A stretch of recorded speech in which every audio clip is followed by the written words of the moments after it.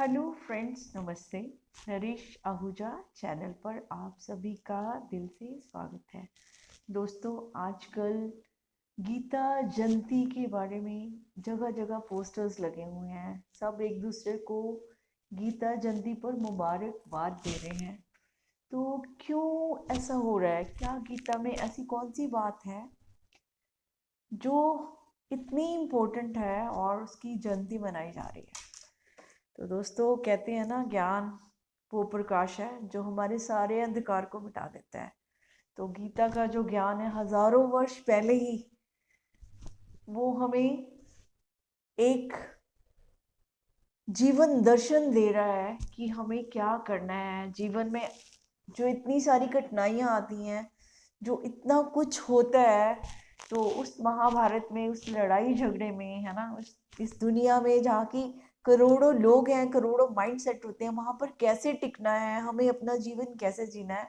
तो ये वाला संदेश जो है वो हमें गीता से ही मिलता है। तो गीता को पढ़ना तो वास्तव में बहुत जरूरी है, क्योंकि ह्यूमन साइकोलॉजी है जो जो हमारे अंदर, मन के अंदर जो चलते रहते हैं, द्वंद, लालच, लोभ और पोजेशन, ये सारी चीजें जो है, आज ये खाली दुर्योधन और अर्जुन के बीच की वार्ता नहीं है। मुझे तो लगता है हम ही दुर्योधन है, हम ही अर्जुन है, और हम ही कृष्णा भी हैं, भगवान भी हमारे साथ ही है। तो सब कुछ वो जो पहले भी था, हजारों वर्ष पहले, आज भी वो सब कुछ है।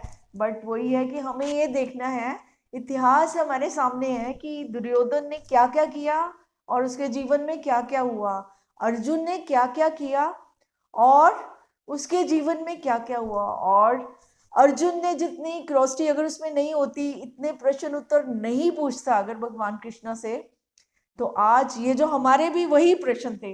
तो आज तो हमें, वो कहते हैं ना, अपने सारे प्रश्नों का हल पहले से ही मिला हुआ है।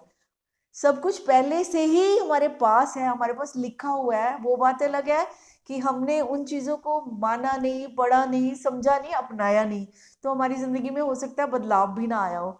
लेकिन ऐसा नहीं होता कि जो भी नॉलेज होती है, अगर उसको अप्लाई किया जाए तो उसके रिजल्ट डेफिनेटली मिलते हैं। बट जो अप्लाई करता है उसको ही मिलते हैं। तो दोस्तों, अब हर कोई दुर्योधन को कहता है कि वो बुरा था, अर्जुन अच्छा था, अच्छा था।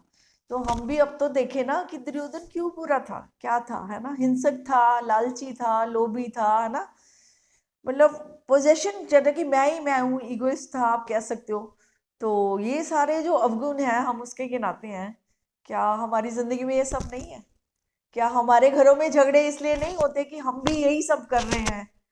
तो लेकिन अर्जुन, दुर्योधन है और उसको कोई फिक्र भी नहीं है। आप देखोगे कि वो हिंसक है तो उसको कोई पीड़ा भी नहीं है। ठीक है ना, युद्ध लड़ना है तो लड़ना है।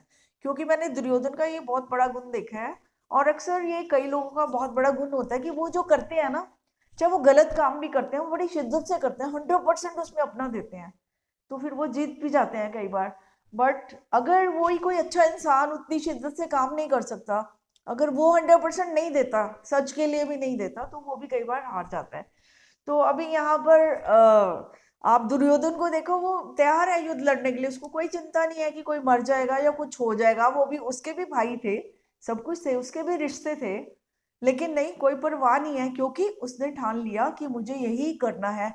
बट अर्जुन को देखो, अर्जुन ने ऐसा, अर्जुन को क्या हो रहा है, अर्जुन को एक उसका जो अंदर इंसानी मन है ना, वो कह रहा है कि नहीं, ये मेरे भाई हैं, है ना, मेरे रिश्ते हैं, ये मारे जाएंगे, उस युद्ध का फायदा ही क्या अगर ये मेरे सब चले जाएंगे। तो उसके अंदर बहुत सारा द्वंद चल रहा है, बहुत सारे प्रश्न चल रहे हैं। तो वो इसलिए इतने विषाद से भरा हुआ है, इतने दुख से भरा हुआ है कि ये सब क्या होने जा रहा है। मैं अपने गुरुओं को सामने देख रहा हूँ, अपने भाइयों को सामने देख रहा हूँ। तो जिस तरह से हम भी सोचते हैं, हमारे बहन भाई, हमारे रिश्तेदार, हमारा परिवार, उनको देखते हुए कई बार हम इतना, मतलब कि अपनी हिम्मत छोड़ जाते हैं कि कैसे करें, है ना, चाहे वो हमें सता ही रहे हो, बट हमारे से हिम्मत नहीं होती कि उनको क्या करें। तो अर्जुन के सामने भी इतनी बड़ी समस्या थी कि मेरा सारा परिवार, है ना, मेरा तो पूरा वंश ही मिट जाएगा अगर ये सब हो गया। तो मेरे जो गुरु, जिनका प्रति मैंने जिंदगी में सब कुछ सीखा, मैं उनके खिलाफ कैसे खड़ा हो सकता हूँ? सच्चे इंसानों की यही परेशानी होती है जो अर्जुन की थी, कि फिर भी वो किसी का, जो भी उन्होंने कुछ जिंदगी में किसी से लिया होता है, उसके प्रति वो ग्रेटिट्यूड रखते हैं और उनके प्रति वो हिंसक नहीं होना चाहते हैं। तो अर्जुन भी इसी द्विधा में फंसा हुआ था। तो तभी वो युद्ध छोड़कर भी जाना चाहता था, भागना चाहता था। जैसे हम भी जिंदगी से तंग आ जाते हैं कि जिंदगी कुछ नहीं है, यहाँ तो कुछ नहीं है, कोई अपना नहीं है, तो वो एक जिंदगी से भागना होता है, रनिंग फ्रॉम द सिचुएशंस, कि हम उन रिश्तों से, उस जिंदगी से दूर जाना चाहते हैं जहाँ पर कि इतना प्रेशर होता है, जहाँ की हमारे को समझा ही नहीं जाता है ना, और हमारे खिलाफ ही लोग हो जाते हैं।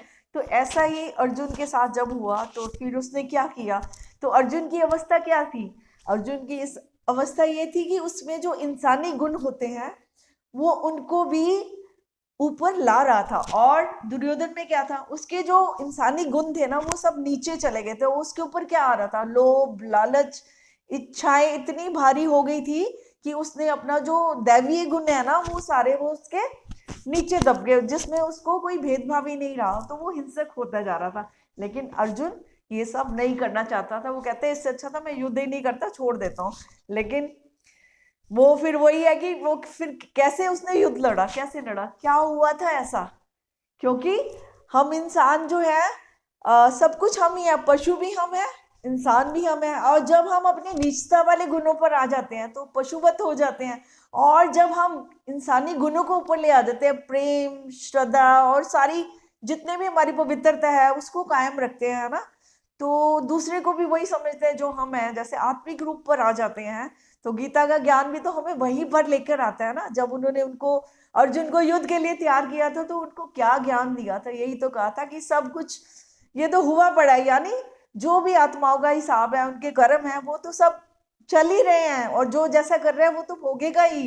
तो अर्जुन तू अपना कर्म पर ध्यान दे और फल की इच्छा मत रख। तो हम लोग तो अक्सर इस बात को ही टाल देते हैं, इसको गहराई से लेते ही नहीं है, हम कहते हैं जी बिना इच्छा के तो हम कर्म ही नहीं कर सकते। तो बिना इच्छा के कर्म करने का बहुत गहरा भाव था उनका, कि कर्म करेंगे ही नहीं तो फिर वो इच्छा तो बात है कि जो हम कर्म कर रहे हैं ना, तो हमें पहले तो उस पर ध्यान देना कि वो कैसा कर्म है, हम कहाँ से वो कर्म कर रहे हैं। जैसे कि अब अर्जुन करेगा तो उसने कर्म करा था कौन से, अपने स्वधर्म से करा था। स्वधर्म क्या था, उसने देखा कि ये भी परमात्मा के बंदे हैं और मैं भी परमात्मा, वही कराने वाला इधर भी है, वही करने वाला भी उधर है। जब सब कुछ वही कर रहा है तो उन्होंने अपनी डोर किसके हाथ में दी थी, भगवान कृष्णा के। और भगवान कृष्णा ने क्या समझाया था उसको, कि तू अपना कर्म कर, तू डर मत, तू घबरा मत, युद्ध से भाग मत, है ना, ठीक है, तू अपना जो भी तेरे को धर्म है तेरा वो निभा तू अपना। तो अपना कर्म धर्म निभाना, अपने स्वभाव के अनुसार चलना, तो जीवन से मुलाकात करना है, जीवन भागने का नाम नहीं है, जीवन से भागकर कहाँ जाएंगे, तो जीवन का सामना करना सिखाया लॉर्ड कृष्णा ने। तो ये सब हमारे रोज के द्वंद्व हैं जिनमें हम जीते हैं, बहुत परेशान हो जाते हैं। तो उसमें क्या होता है कि कहते हैं ना कि जैसे हम अगर वहां पर हम गए, जब मैं फतेहपुर सीकरी में गए थे तो वहां पर एक बड़ा अच्छा डायलॉग लिखा हुआ है कि सेतु पर घर नहीं बनाए जाते। तो हम लोग कैसे जी रहे हैं, तो हम एक तरफ तो जब हम बेहोश होते हैं ना, बेहोशी में, यानी जब हम पर लालच और ये सब क्या कहना चाहिए, ईगो, लालच और कुछ लेने की इच्छा, चीजों की कामनाएं, वो जब हम पर हावी होती है ना, तो हम इंसान को भूल जाते हैं कि ये कौन है, बस मुझे तो ये चाहिए, मुझे पैसा चाहिए, मुझे जमीन चाहिए, मुझे जो भी चाहिए। उस समय जिस इंसान से हम लेना है उस इंसान को हम नीचे करके और हम चीजों को ऊपर कर लेते हैं, यानी तब हम पशुवत हो जाते हैं, हम दूसरे को इंसान नहीं समझते हैं। तो एक तो किनारा हमारा वो है, ठीक है, जिसे हम कहते हैं, हम रावण जैसी वृत्ति हो जाती है हमारी, कोई रावण, वो मतलब हमारे अवगुणों का ही नाम है वो। और दूसरा सेतु क्या होता है कि जब हम इंसान से भी आगे भी जा सकते हैं, वो एक हमारे में जो परमात्मा ने शक्ति दी है वो हमें देवता बनाती है। देवता, देवीय गुण क्या होते हैं, जो आपके अंदर है, प्रेम है, और आपका पवित्रता है आपके अंदर, आपके अंदर खुशी है, साहस है, सारे जो मतलब जिन जो शक्तियां आपके पास हैं, तो जब हम उनको अवेकन करते हैं, उनको जगाते हैं, तो हम देवता जैसे हो जाते हैं, देने वाले बन जाते हैं। फिर हमें कुछ, यानी फिर हम इंसान से भी हम आगे बढ़ जाते हैं उस लेवल पर। तो फिर बस वो, लेकिन जब हम बीच में ही रहते हैं, हम अर्जुन की तरह इंसान बने हुए बीच में ही चल रहे हैं कि इधर भी मेरा वो है, इधर भी है, हम अपने दोनों तरफ होना चाहते हैं। सारी परेशानी का कारण भी यही है, या तो हम बिल्कुल नीचे होके जिए तब कोई चिंता नहीं होती, ठीक है ना, और या फिर हम बहुत ऊंचे होकर जिए तब कोई चिंता नहीं होती, बीच में वो एडजस्टमेंट करते करते कभी नीचे कभी ऊपर, ऊपर नीचे जाते जाते हम डामाडोल रहते हैं, हमारी स्थिति बहुत खतरनाक हो जाती है, वो हमें टेंशन देती है, स्ट्रेस देती है। द्वंद में आकर तो कभी कोई खुश रह ही नहीं सकता। तो दोस्तों, अगर गीता का ज्ञान हम समझ लेंगे, उसको धारण कर लेंगे कि परमात्मा हमारे साथ है ना, ठीक है, जो कुछ कर रहा है उसके कर्म उसके साथ है, उसने भोगने हैं, मेरे कर्म मेरे साथ है, अपनी जिंदगी पर फोकस देंगे, अपने कर्म पर फोकस देंगे, तो जैसा कर्म होगा फल तो वैसा ही आता है। तो उसके लिए इतना सोचने की जरूरत भी नहीं है कि अगर कोई फल, समझदार किसान होता है उसको पता है कि मैंने किस सीजन में कौन सा फल डाला है और कौन सा बीज डाला है और उसका कैसे फल आएगा, तो वो फिक्र थोड़ा करता है, वो तो बस अपना कर्म ही करता है ना। उस रूप में उन्होंने कहा था कि वो अपना कर्म करता है, जो भी पानी खाद जो भी डालना है समय के अनुसार, जो भी फसल की केयर करनी है वो उसकी केयर करता है, और केयर करते करते जब फल आ जाते हैं तो वो फल भी खा लेता है, वो भी भोग लेता है ना। जब राइप चीजें राइप होती हैं तो उसका भी आनंद ले लेता है।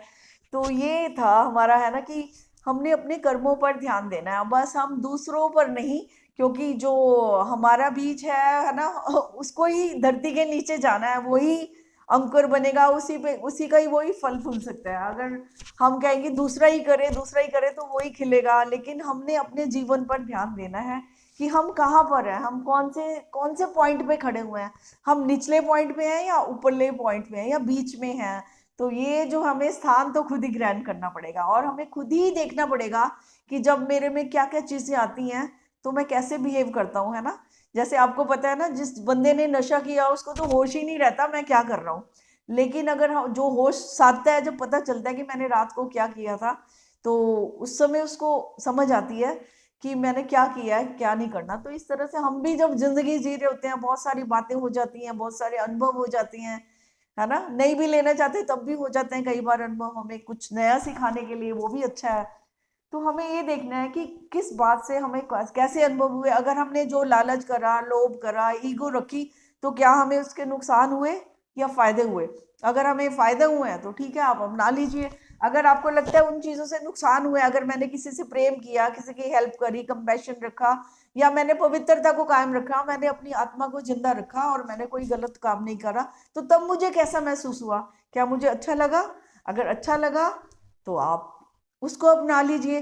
तो ये सब कौन देखेगा, दूसरे तो कह सकते हैं आप में ये अच्छा है, आप में ये बुरा है, लेकिन वो आपको बाहरी नजर से देखते हैं। आप जब अपनी नजर से खुद को देखेंगे ना, तब आपको पता चलेगा कि क्या अच्छा है क्या बुरा है। इंट्रोस्पेक्शन करना, सेल्फ रियलाइजेशन करना, जब आप सेल्फ रियलाइज करेंगे कि मेरे क्या करने से क्या हो रहा है, मेरे कैसे थॉट्स हैं, है ना, मेरी कैसी फीलिंग्स है, मैं क्या कर रहा हूँ, और जो जो मैंने किया है उसका मुझे क्या क्या नतीजे भुगतने पड़े, मुझे कितनी निराशा हुई, कितनी, जब मैंने आशा करी तो मुझे कितनी खुशी हुई, या मैंने क्या एक्सपेक्ट करा और मुझे क्या मिला क्या नहीं मिला। ये हिसाब किताब, जब दुनिया के इतने हिसाब किताब हम लगाते हैं, तो आई थिंक जीवन का ये हिसाब किताब लगाना भी बहुत जरूरी है। क्योंकि जरूरी इसलिए कि हमारे अपने लिए है।